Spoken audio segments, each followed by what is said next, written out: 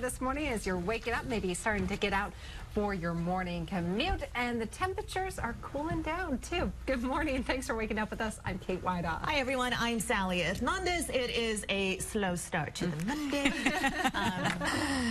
Truth be told, I was out getting coffee. That's why I came. I was about to go out and get coffee. Because coffee is necessary at 6 o'clock this morning. The hot cup of coffee, too. Hot cup of coffee, yeah. Temperatures are starting to cool off, guys.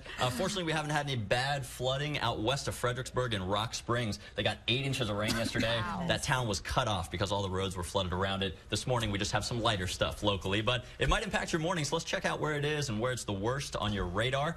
Really, guys, it's been mainly in Hays County so far this morning. There it is. Parts of southeast Austin are getting a little heavy rain as well, and that rain is drifting into places like Buda, Onion Creek, Del Valley. This rain, Amanda was just telling me, has led to reports of ponding on the road, some standing water out in southeast Austin, so do be careful out that way.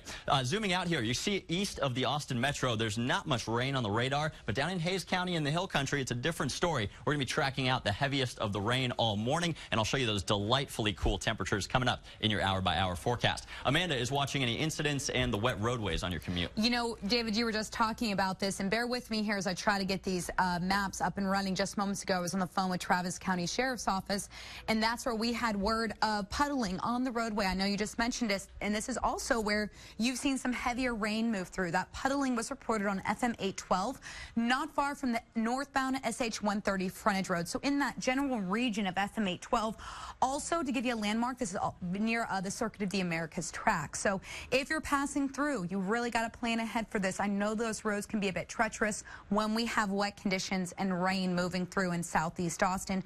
Plan ahead. Now, moving along, I also spoke with APD about this hazard we had showing up on northbound Ed Bluestein at Loyola Lane. They confirmed it was a stalled vehicle that was blocking the center lane of traffic, and you can actually see where we had, or no longer showing, some backup in that area. Looks like they were able to clear out the scene. A quick look as we take it over to Onion Creek. You can see once again where that rain is kind of pulling through. I know David is tracking that. We'll have another check of all your roads in just 10. Okay, thank you. Overnight protests continue in Charlotte, North Carolina. Just a few hours ago, city leaders did lift the midnight curfew. Yeah, the last 6 days of protests come after the shooting of Keith Scott. He's the man shot by police. Sarah Rosario is live from Charlotte with the very latest. Good morning, Sarah. Good morning to you both, Kate and Sally. Yeah, it is calm here in Charlotte following a weekend of peaceful protests, much different than what we saw in the days following the shooting death of Keith Scott. And while that citywide curfew has been lifted, there's still a heightened sense of security.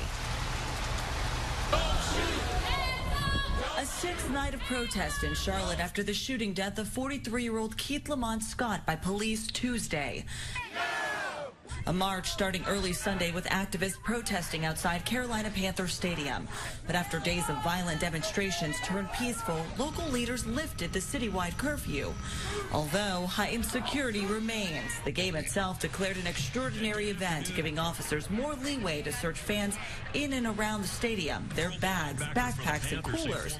One man was arrested after officers found a fully loaded gun in his bag. But on the streets, no arrest there. And on the field, political statements from star quarterback Cam Newton, wearing a Martin Luther King Justice t-shirt in pregame warm-ups.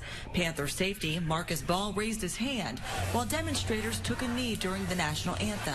Why are we being restricted from where we can peacefully protest? We have proven for the past 3 days that we are nothing but a peaceful protest.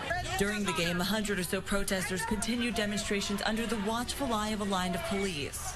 Peaceful and passionate, demanding answers and change as the investigation into Keith Scott's shooting death continues.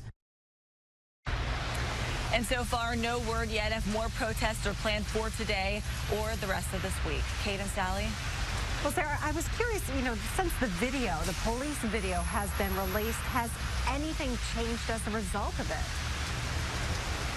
Well, I mean, protesters are still taking to the streets. At least they're being peaceful. But you may remember calls to release the dash cam footage and the body camera footage. Those were answered over the weekend. It comes just a day after Keith Scott's family released cell phone videos showing the same exact thing. But this morning, many questions still remain. You can't tell if Keith Scott had a gun in either of those clips. So we'll see what happens as the investigation continues. An outside investigation going on right now by the State Bureau of Investigations. Reporting live in Charlotte, Sarah Rosario. Rosario, Kate, and Sally, back to you. Sarah, thanks so much.